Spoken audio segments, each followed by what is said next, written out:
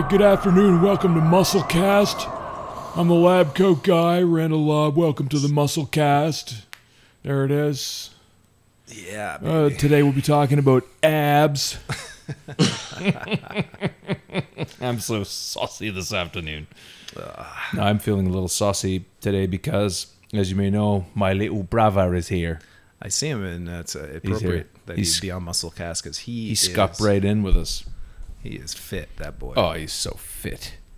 Very fit. But that's not the subject. It's not FauxCast. That was a lie. Oh. That was a lie. Dang. I'm a liar. This is FauxPop FauxCast episode number 16. That it is. Do you remember when you were 16? Quickly before we begin. Yes, I do. Each person must tell one story from when they were 16. Start with our guest.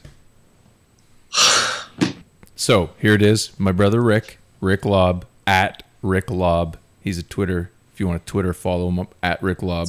It's a good stall, but it's not helping me. Here we go. It's not helping me come up with anything good from 16. He's a realtor. He sells real estate. No fake estate. But if he was going to sell fake estate, he'd be able to sell you an amazing castle in fairyland with a giant moat of cream cheese.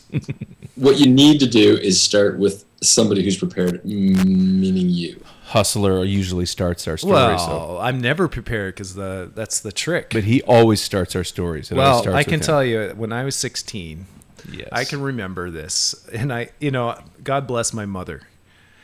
But God bless my mother for taking me out to Ben Miller Inn when I was 16 to tell me about the birds and the bees. This is the best thing that has ever been said on this podcast. And like a romantic dinner? Yeah, it was like she rented a room. Where is this story going? Oh shoot! What's going on? Oedipus. We are having some Oedipus Rex. Tell me you didn't slay your dad with a battle axe during the story. But God bless my mom for thinking that that's what you should do. Okay, what? Tell me the story. This is way well, I too can't good. Remember all the details. Yes, but you can. I can just remember it was like 16th birthday. It's special, and my mom saying, "Hey, I'm going to take you out for dinner to Ben Miller Inn." Of course, that was a big deal because we never went to fancy places to eat. Fancy ever, so it was like, wow, the Ben Miller Inn, and so me and my mom went. I don't think I'm sure it was just me and my mom, but maybe my dad was there. This is awkward, eh? Awkward. And forgive me, Dad, if you were there, but I'm only remembering Mom. And if you were there, you definitely didn't say anything. So we get there and order a nice meal, and we're chit-chatting. I'm 16. I'm the firstborn of 9. Yeah. So it's a big deal for them too, I'm sure. And they're probably going, okay, how do we we got to break the news to this rambunctious young man that he's got some hormones happening and things going on, and God just didn't put him in my tummy.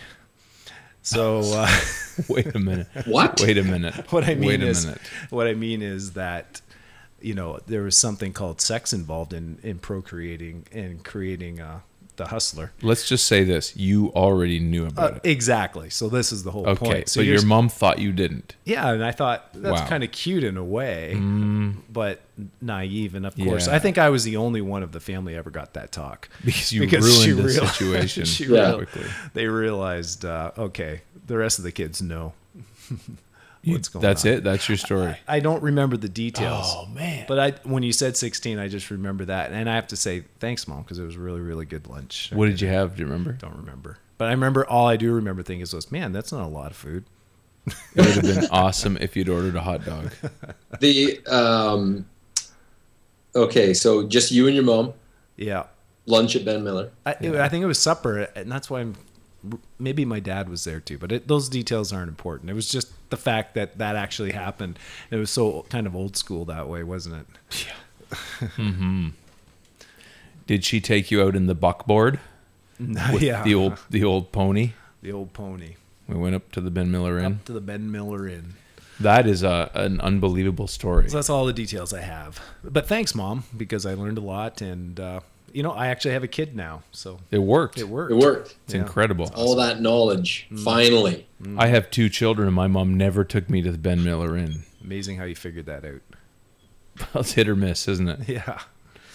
All right, Rick, you've had so many minutes. 16. Just hold on a second. Oh, this is. Did we just lose? Yeah, he's still here. It's okay. Oh, Sorry, I am still here. What's happening? Yeah, I'm good. Somebody just came in. oh, no problem. That happens. So it's good. It's all good. 16. Go. 16. Age 16. Mm-hmm. We would be living at 113 Rattenbury Street. Mm-hmm. I can tell you that I don't really have any good stories from age 16 because I think that I spent most of the time with either at the bush. So there's, there was like age 16. The only thing that went out of the routine was getting the license. Other than that, it was either at the bush or in Steve Verhoef's basement. You might want to put some more on that. We were duct taped to these old wooden chairs in his basement. Yeah. We didn't have anything to eat but a centipede. I mean, you were playing Dungeons and Dragons in Steve Verhoef's basement. What was happening? Is it true that Steve Verhoef ended up marrying a Ukrainian nurse? Yes. Are they still together, do you think? Yes, they have 2 kids. That is one of the more unbelievably interesting tales. It's the Czechoslovakian. Oh, it's close, right? Again. Isn't that the same? I don't think you can say that they're the same. Oh, okay. I want to tell you something about my 16th birthday. Ronald Reagan was shot. Wow. On your birthday? On my 16th birthday. Wow. Yeah. Interesting. And I remember thinking, I was not a Ronald Reagan fan. And I remember thinking, this is one of the worst presents that anyone could ever like. Yeah. I don't wish this upon him. I'm not a fan. And my mom made me a cake that was shaped like a telephone because back then that's how you used to have to talk to girls, was with telephone. You didn't have a texting device. Right. So my mom made me a phone cake. And I reminded her about this just a few nights ago, last Thursday, and she has no memory of ever making me a cake. Huh. Which is, she did, I'm sure of it. She said, I must have bought it. I never made you a cake. And I said, you must have made a cake that was shaped like a phone. She said, I think I bought it. So she bought a cake that was shaped like a phone.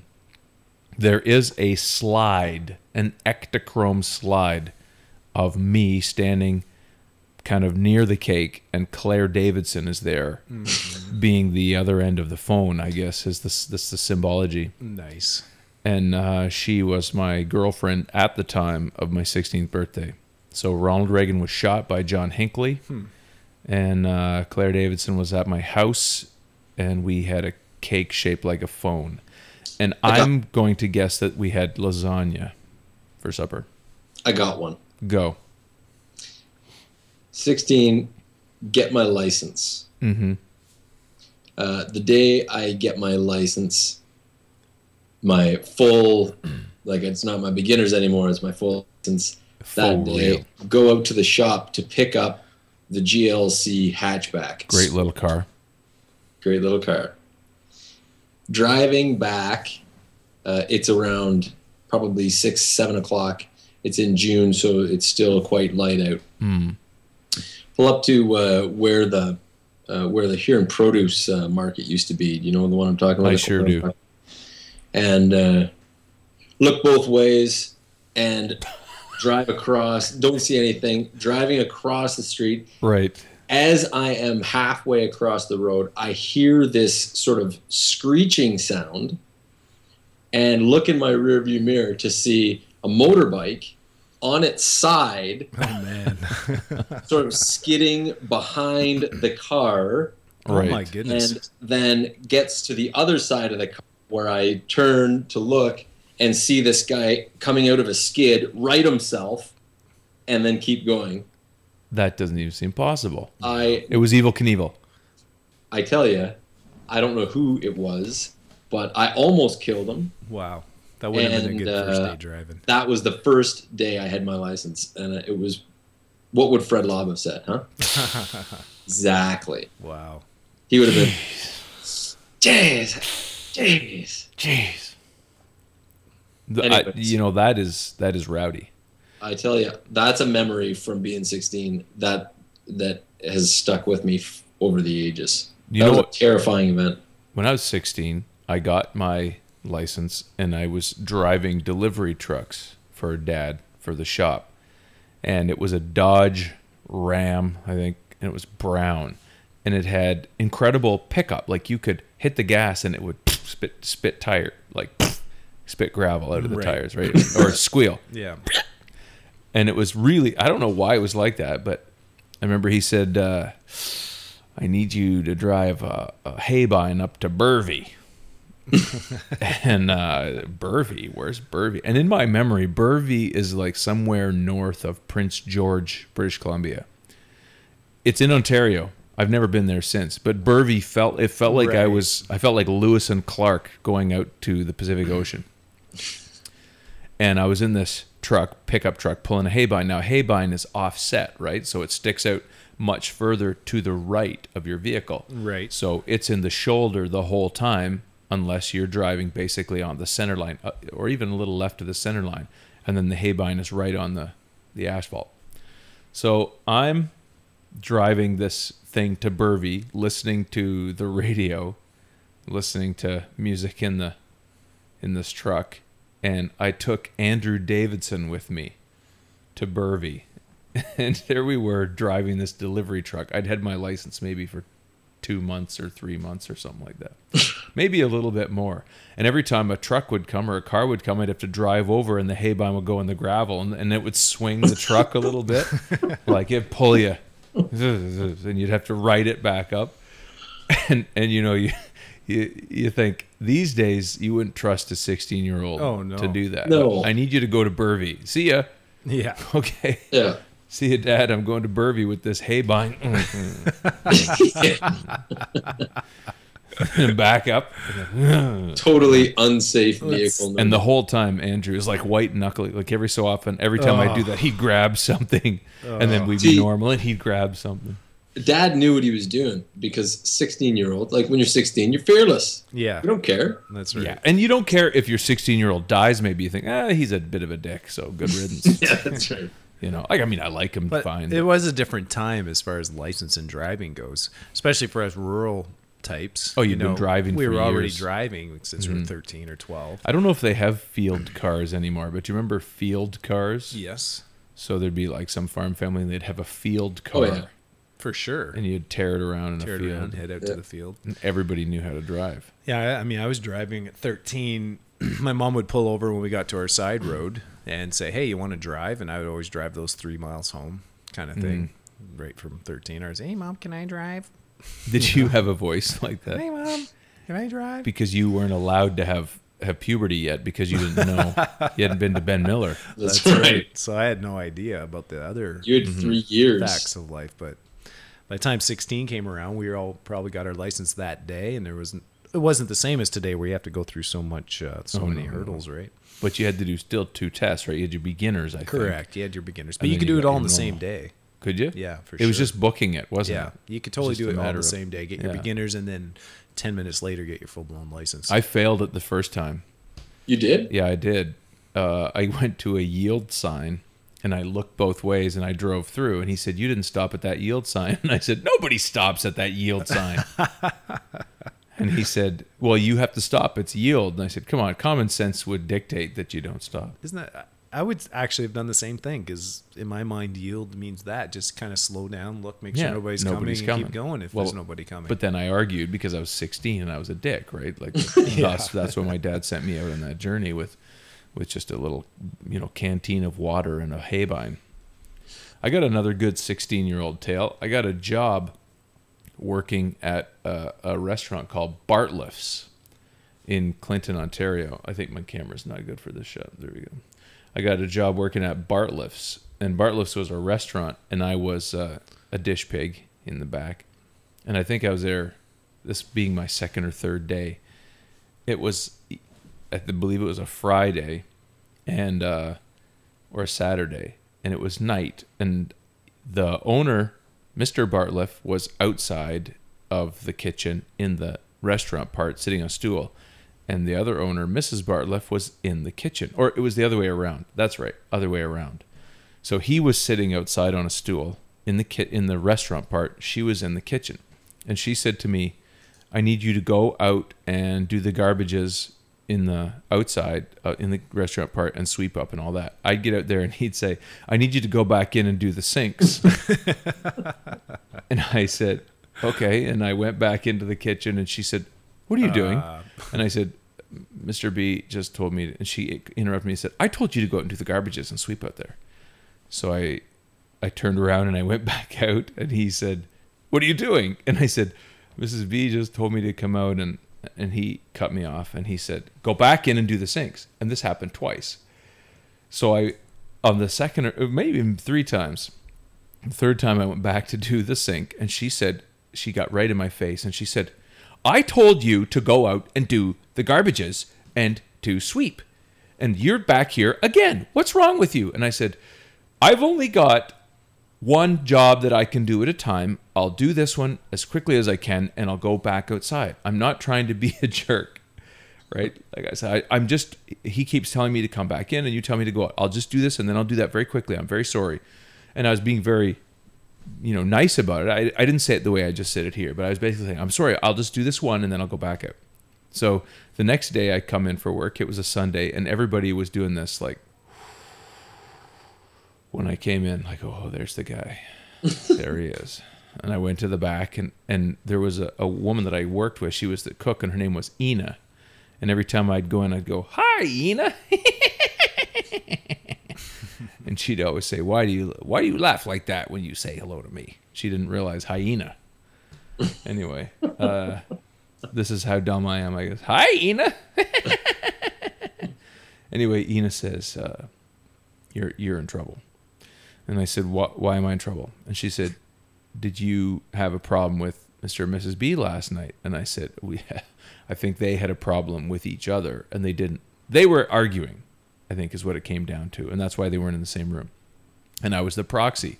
And I said as much to Ina, and Ina just shook her head like, "You really dropped the ball." Anyway, the day goes by, and everybody comes and tells me, "You're going to be fired at the end of the day." So I worked by the way, I was wrestling with, should I just walk out? If I'm really going to be fired, I shouldn't stay here and work all day. But I did. I worked all day. And then at the end of the day, she said, "I want to talk to you tomorrow after school." Okay, so after school, I come in, and I was going to have a shift, and they said, no, go upstairs. So I went up to the office, and she was sitting there at her table or desk, and she didn't tell me to sit down. I stood in front of her, and then I thought, okay, I'm getting fired. So then I did sit down anyway, and she said, "You are a saucy little boy." And I said, "You're a bitchy old woman." And you don't. Did not say Yes, that. I did. I said, "You're a bitchy old woman." I said, "What happened?" I said, "You told me to do one thing. He told me to do something else. And I tried to do both, and you guys were fighting, and you used me in your fight. And then now you're angry at me, and you want to fire me because I didn't do what you said." Well, he feels the same. He wants to fire me because I didn't do what he said. What should I do? And she said, "How dare you tell me how to run my business?" And I said, "Somebody's got to tell you how to run your business because you don't know how to manage your staff." And she went ballistic and told me I would never work in Clinton ever again, and she would see to it. And I laughed, and I said, "Well, that may be to my advantage." And I got up and I walked out. And I was 16. I was an arrogant dick. There's no question. And I laughed in her face. I thought it was funny that you'll never work in Clinton again. When you're 16 and you live in Clinton, Ontario, the thing you're thinking, this is the last place I will ever work in my life, right? I will never be in Clinton. I thought the second high school was over, I'd be put on a golden plane and taken to Los Angeles where I would become a famous whatever. And like all high school kids probably secretly think. She was wrong. I got a job shortly thereafter in Clinton area. But what was interesting about that was how I had the gumption just to face this woman down and laugh. And you're so confident, you're stupidly sure of yourself. Like, I should have been frightened. I wasn't. I remember feeling so calm and so relaxed. And I guess I had nothing at stake, Like, I lose a job, so what? I'll get another job. Yeah. Anyway, 16. That's wild, man. You got the gumption of the family then, because I know that woman, and I can tell you I would have been cowering in the corner. Well, listen, if I had been in the wrong, I would have been. Or if I would have felt like I had done something stupid. I should point out that somebody also left a sink running or a tap running, and it wasn't me. Like when I went back, I didn't tell the full story. She was mopping. She was doing part of my job. And then somebody made a mistake, like left a little tap or something on, and then there was some water that leaked through something. I don't remember the full story of that. Anyway, I was blamed for that. And that was part of why I had this gumption, I guess, because I was being blamed for something I didn't do. And if I hadn't been blamed for something I didn't do, maybe I would have been more frightened. Sure. Right. Yeah, you knew you had the Well, truth on your side. Yeah, right or wrong, I felt like, hey man, I didn't do what I've been accused of. And when you're 16, you're not done. Your brain isn't done. No, that's right. So you make decisions from a weird place sometimes. And fairness and what's right or what's wrong is a big issue. So I really felt like, hey, this is unfair. And P.S., that Monday that she fired me, I was on my way to Channel 12 to do my radio station. Oh yeah. To do my slot at the so TV you were on radio. top of the world. So I really felt like you're like, I don't care. I don't need this. I got a radio show. I'm a DJ, spinning some platters, taking the calls. 16. 16. I decide I'm working at the Ben Miller, and I got a great job at the Ben Miller Inn as a busboy. Nice. Fantastic. Maybe you bust me in. Yeah, I remember the work. Yeah, I remember busting this one table. This guy and his mom. You're sitting there like, good stuff. No way. Sitting uncomfortably close together. Sharing a bottle of wine. People around them looking over. I guess I would have been 18 at that point. That's right. Yeah, so. I decide I'm going to quit this job because I had a couple of buddies who were working at Willie's Burger Stop. And so I'm thinking, I kind of had been doing the Ben Miller thing for a while, and it was pretty good, but it was a lot of sort of late nights, Friday, Saturday, and early morning Sunday. So and you want to hang. Yeah, you want to go out and have fun. So or go to the basement. Or go to Steve's basement, yeah. So I quit Ben Miller, and I get this job at Willie's Burger Stop, and I head over there for my first shift.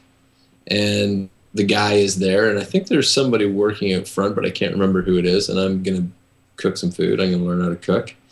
And Billy, the guy who owns the place, gives me about a 35-second lesson in how to cook a burger, and then basically leaves, and I have no idea what I'm doing at all. Oh, man. Worked a fryer before. I've never done. I had no idea what I was doing. Oh my god, that'd be kind of scary, actually.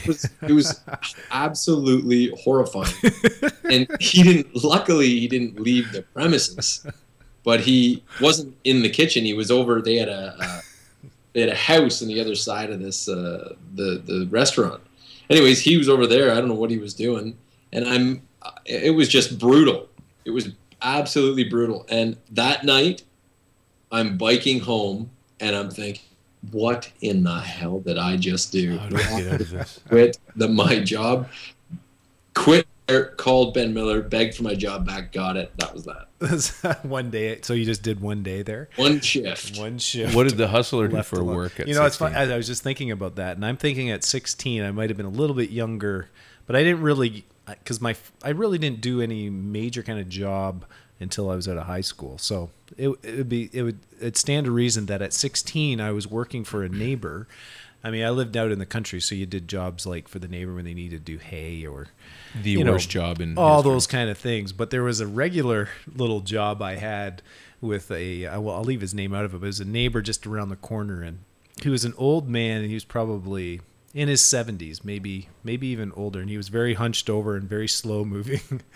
And anyway, he gave me a job walking around with him fixing his fences. He had kind of this property, and you can tell he just piddled away at it and was keeping himself busy more than anything.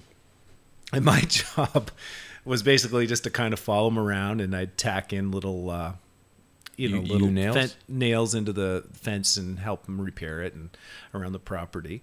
And so many times I would look around and go, where did he go? And his name was John, so I'll use his first name. His name was John. I was like, where's John? And he would have like, because he was so slow moving like this, and he would fall over sometimes. Oh my God. Into the grass, the long grass, and couldn't get up. Like what? Because I guess he just had to keep doing stuff, right? And so, you know, I'd be like, look, I'd be working on, look, where did he go? Because he'd be usually behind me, and I was always in a hurry, not so much in a hurry, but I'd say, let's get this done, you know, let's get to it. And like, I couldn't just stay right beside him, and he would fall over, and I have to go find him in the long grass and get him up. But the funny worst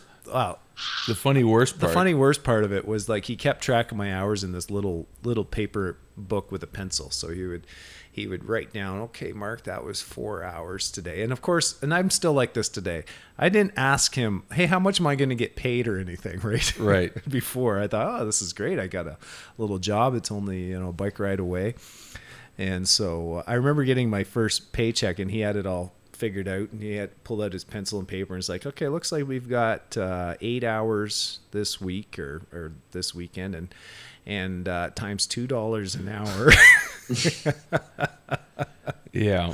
And I felt so sorry for him, though, that I continued to do that. Of course you would. And for $2 an hour, which was even then way, way below minimum wage or anything like that. Yeah, that was, at that time, that would have been about, that would have been a quarter of the minimum wage. For sure. No, there's no way minimum wage was $8 back then. I think it was $3. You really? You think so? Yeah, $3.25. That rings a bell with me. Look at him, he's checking. The hustler's checking. 1980. That would have been 1984. You know, which is interesting. In 84, I got a job working at Here and View in the kitchen. Was it? No, 84, I left my job. I'm that much older than you guys. I got a job working at Here and View, and I was making, in 82, 83, I think, $8.65 an hour once you passed a certain point of hours.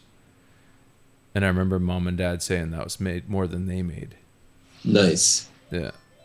But when you're a kid, oh yeah, the stupid thing is if you think about it, when you're 16 years old, you don't have, or I didn't have, the right priority thinking about, hey, how much money could I make? How many hours could I work? It was all about, what time do I have to get up? I'll be tired. I don't want to go that early. You know, how soon can I get off work? Like, it's just so about you.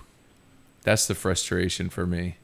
I look back and think, I could have made so much money. I could have been such a smarter person, but I was a dork. I was not done, as I say. Yeah, it was about 325 in 1984. That was a pretty good guess on this guy's part. I guess right on. Yeah, it's a pretty good guess. So I guess it wasn't so bad, but I remember thinking $2 an hour was pretty.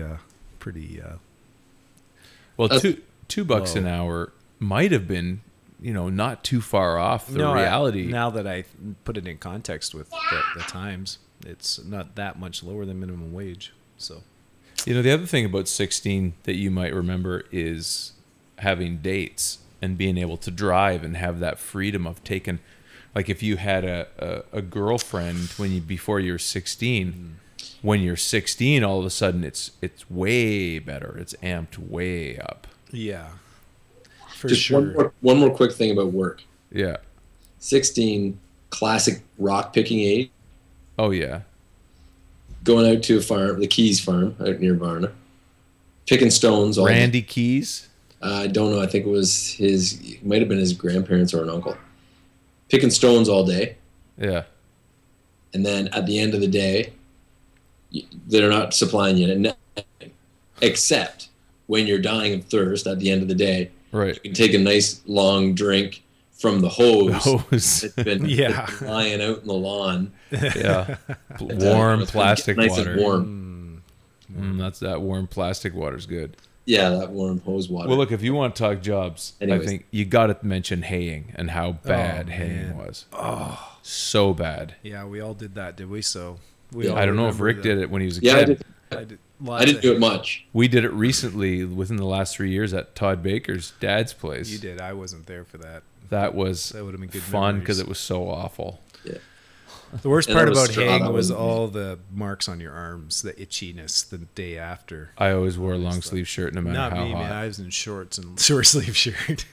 I bet it would be way better if you were just wearing those old 70s style shorts. Oh, yeah, those cut short off jeans, shorts. you mean? Or no, yeah, And those no ones. shirt. I know the ones you mean. Yeah, that would be awesome. Yeah. And then one of the things that I liked about the place that I was hanging at, and I won't mention any names, is that the farmer at the end of the day would say, "Well, you guys gonna come in for some supper now?"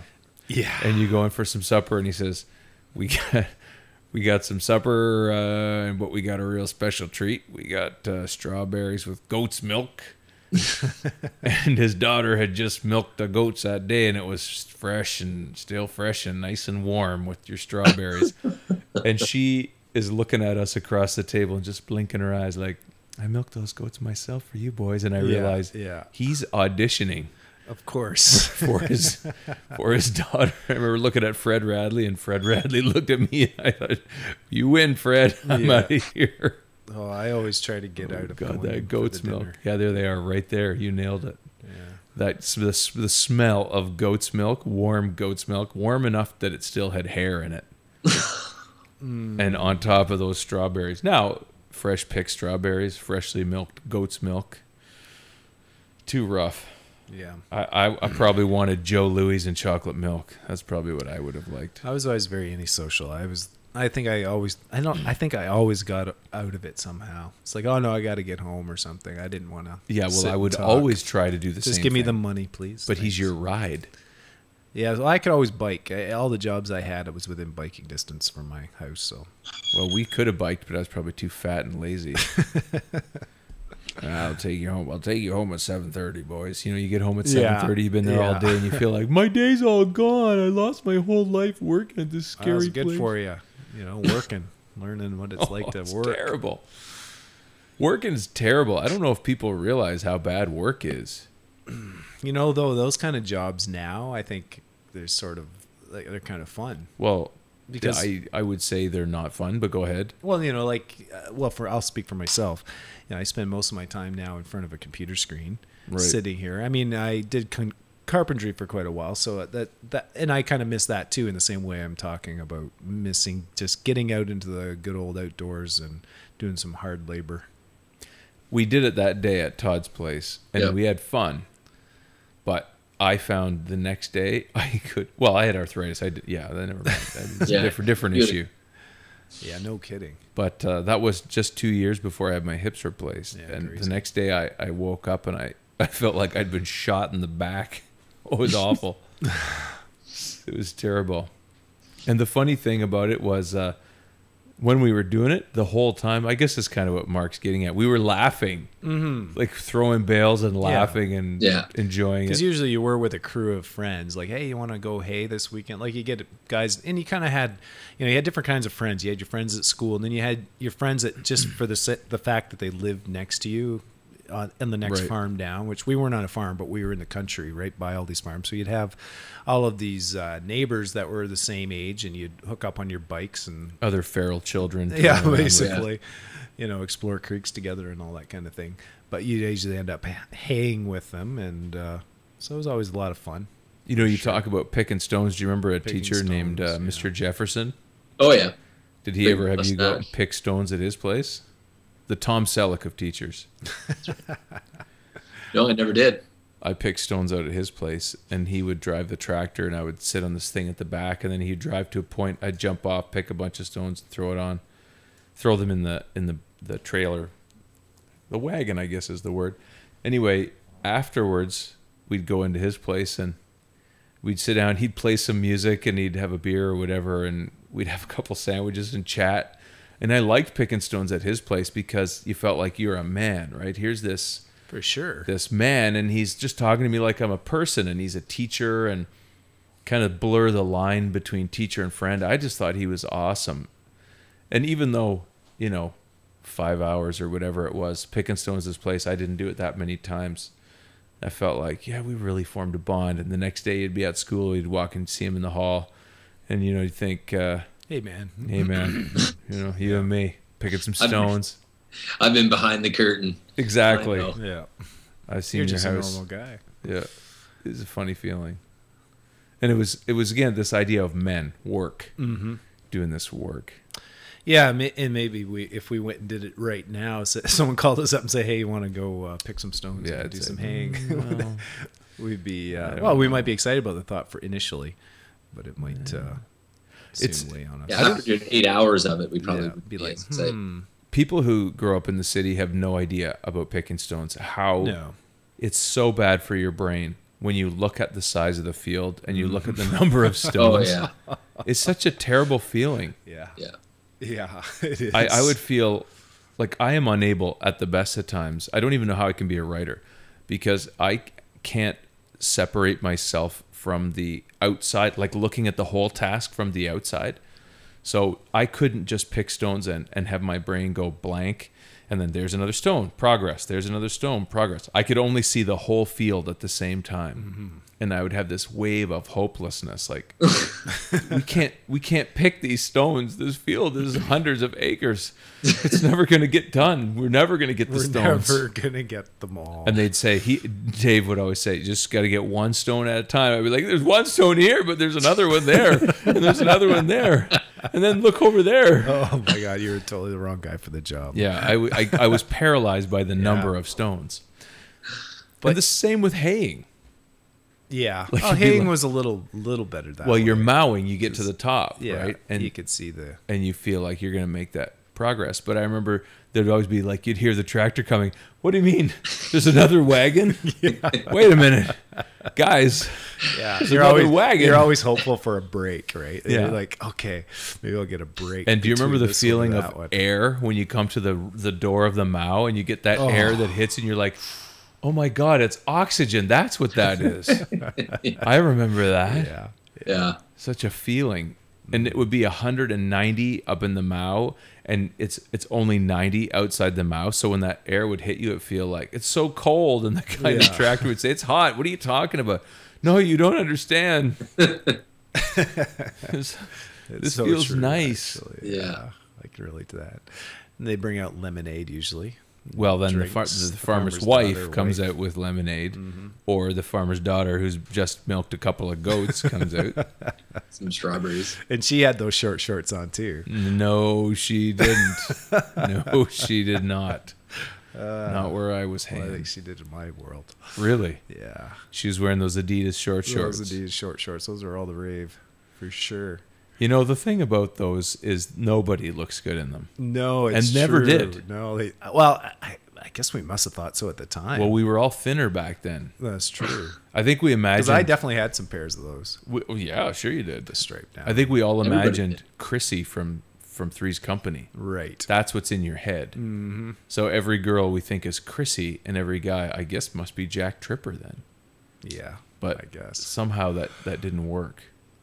I remember being at speaking of this is 70s, so this is earlier than 16.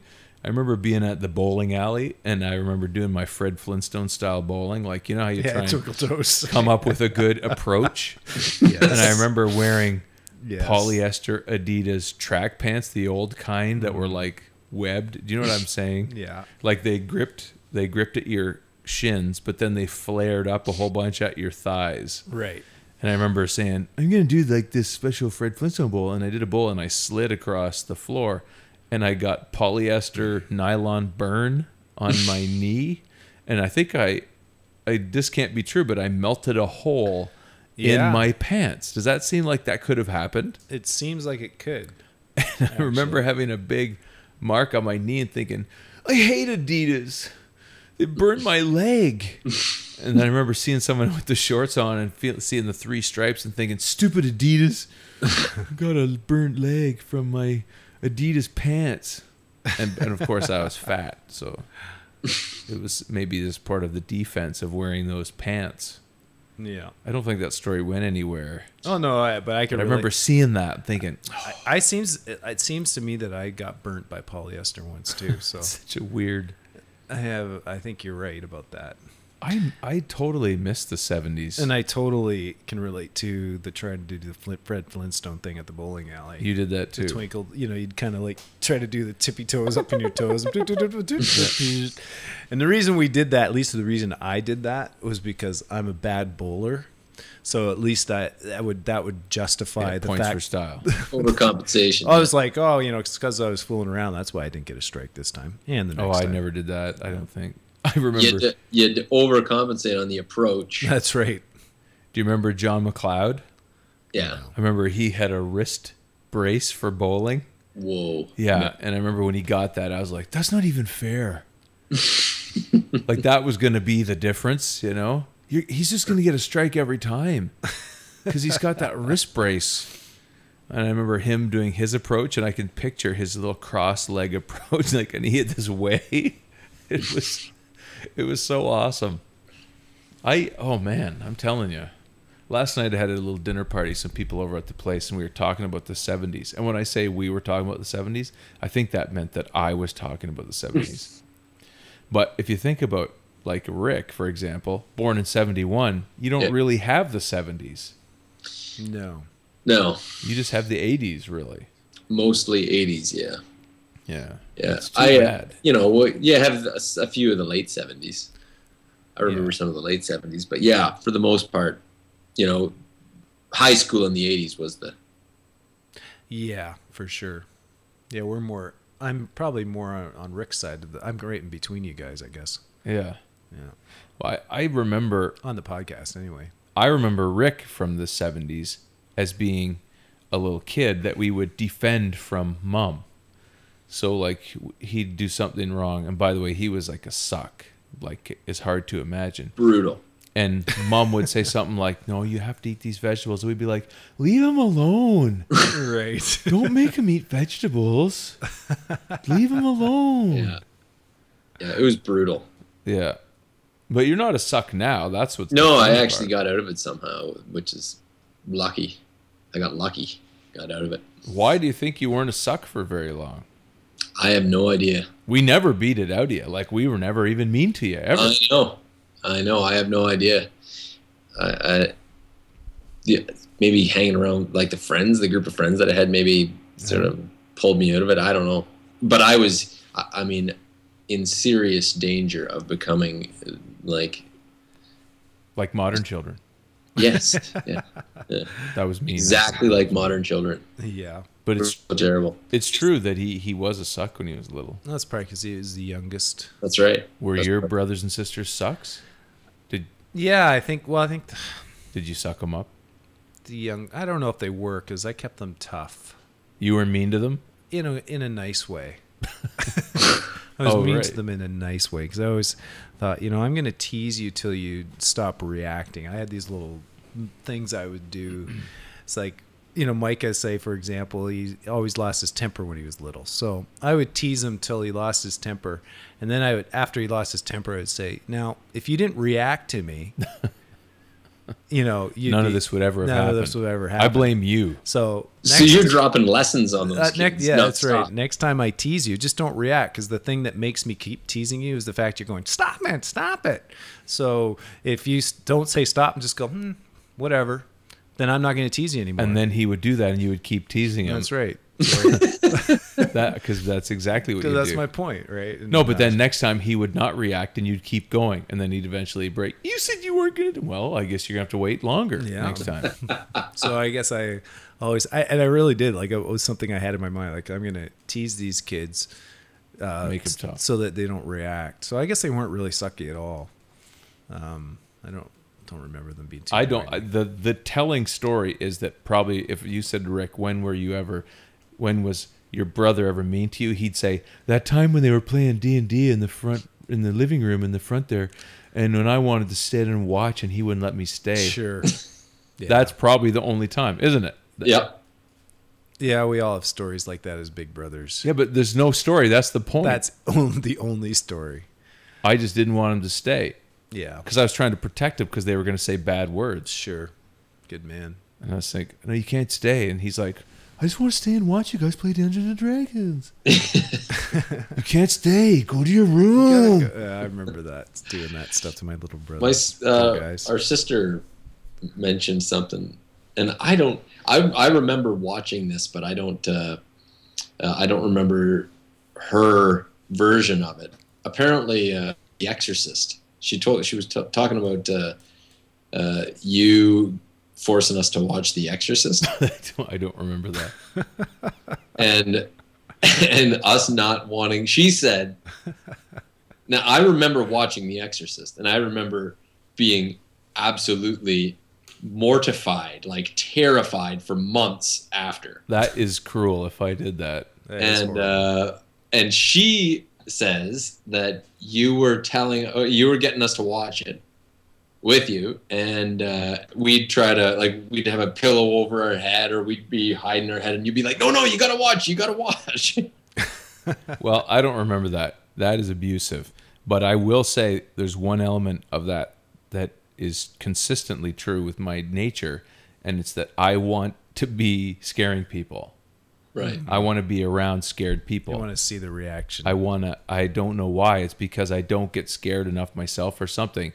And I grew up being scared all the time. Like, I was scared full time by everything. 99.9% of the time. No, in fact, 100. I was always scared. It is my nature to always be scared of things. And I'm still like that now, but I'm not scared of the same stuff. But I have this thing where I like to see other people scared, I guess. Because I guess I feel in control then. So if they're scared, now I'm in control of their fear. So I mastered fear. Right. Not my own. Right. But somebody else's. So that may be true. I don't remember that. I do remember being scared of that movie. And I remember watching it and being fascinated and horrified by it. Mm-hmm. And it's possible that I wanted you to come to terms with it on some level. It was on just a couple of months ago, and I was watching it on HBO or something. Yeah. Man, that is a terrifying movie still. Yeah. When I say I wasn't scared by it, but I was horrified by it, that's what I'm referring to. It didn't scare me in a way that I was like, I was scared, but I was like, oh my God, how can they do that? Like, how can this be something? Mm-hmm. Can this be real? Does this happen? That's the thing about that movie and other movies that hinge on and have enough reality in them that it could be possible. It's just some things are just obviously, made up. But something like that. It was too grounded in reality. Yeah, for sure. Yeah, or so we thought. Yeah. I mean, we find out it wasn't. And if you look into the history of that movie too, they used a lot of tricks that were never used before too, psychologically, with the soundtrack and recording, pigs being slaughtered, for example, and using that in the background, right? Sounds and things like that we would naturally be repulsed to. So they were really playing with us in that movie, I think. Well, I've apologized for being abusive with the Exorcist. That is mental cruelty. Oh, that's all right. This is completely. That was maybe what pulled me out of my suckiness. Maybe that is exactly what it was. Maybe I have to thank. Made you stronger, hustle style. Mm-hmm. We were all 16 once, and some of us are just going to be 16 now. What else? I mean, listeners. Oh, I thought you meant us. I was thinking, how are we going to be 16 now? What else was on the books, on the agenda? There was. I was just saying. We never got to the topic. Yeah, we never even got to the. What was the topic? Well, if I waste it, now it's gone. I'll have to use it next week. I can't. I gotta. Like, I made up my notes. I gotta use them next time. Next time, all right. Mm-hmm. You keep. Stay tuned. Hey, there's the teaser for next time. We'll get to the notes. Look at that. He's yawning. If I had any sense of self-esteem at all, this would have killed it. Luckily, I don't have any. No. I don't have a poor self-esteem, though. No, you don't. I just don't have any self-esteem. Self-esteem. I guess that's esteem. Okay, yeah. That's another conversation for sure. Oh, why don't we do it now and have a 3-hour podcast? Yeah. I got to dodge out of this, so I'll see you guys later. Okay, right, catch you later. Okay. Later, catch you on the Toodles. Yeah, toodles. All right, let's cancel this podcast. There he is. So now it's just us. Do you want to talk about him now that he's gone? Well, it was great to have Rick Lobb, your brother, on. It's very interesting. He is my brother. That's obvious. True. But I think this time he might think the podcast is good because he's on it. Well, maybe that's why we think they're good. Hey, wait a minute. That's how we'll get an audience. We'll keep having people on, and they'll keep watching for themselves. Well, it kind of works. It's a good trick. It's a very good trick. All right. Very well, good thanks trick. everybody. I apologize for this being so bad. What was the one I told that was no good? Oh, about the girl. That was the one. Me mistaking the person I dated to the formal. Oh, so I'm sure people can relate to that. Yeah. Helen, no, Gene. Well, you know what? Maybe they can and maybe they can't, but it's too late now. It's too late. It's out there. This conversation's been had. Sorry, everybody. We were just like we turned 16 and then we kept moving on. That's Now just we're life, old men. Now we're old men. That was 30 years ago. Yeah. All right, everybody. Thanks for coming out. Sorry that we're not awesome. Sometimes you're just not awesome. We wouldn't have admitted that when we were 16. No. So we've grown. We've come a long way. Baby. We are awesome. That makes us awesome. Yeah. All right, for those of you that are on video, thanks for coming out. Those of you on audio, go to hell. That's a joke. Did you end it? I thought that was the end. We're just end it with go to hell. No, that's not very nice. No, that's I don't not want at all. anybody to go to hell. No, we don't. I don't believe in hell anyway. I don't think it's possible, actually. I don't think hell is real. Okay. I don't either. On that note, bye-bye. Bye-bye.